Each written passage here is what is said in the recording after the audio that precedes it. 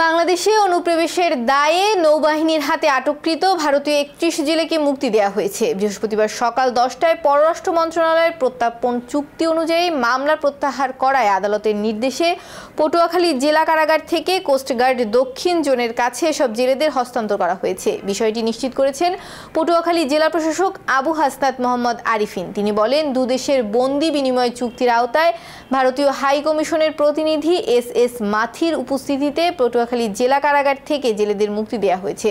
বর্তমানে তাদের কলাপাড়া থানায় পাঠানো হয়েছে। কোস্টগার্ড সেখান থেকে তাদের ট্রলার সহ ভারত বাংলাদেশের জলসীমানায় নিয়ে ভারতের কোস্টগার্ডের কাছে হস্তান্তর করবেন। এর আগে 15 অক্টোবর রাতে টহল চলাকালে বাংলাদেশের জলসীমানা থেকে দুটি ট্রলার সহ ভারতীয় সব জেলেদের আটক করে বনউজা শহীদ আক্তার উদ্দিন জাহাজে কর্তব্যরত নৌবাহিনীর সদস্যরা। এ সময় ইলিশ সহ বিভিন্ন প্রজাতির 50 মণ সামুদ্রিক মাছ জব্দ করা হয়। পরে আদালতের মাধ্যমে তাদের জেলা কারাগারে প্রেরণ করা হয়।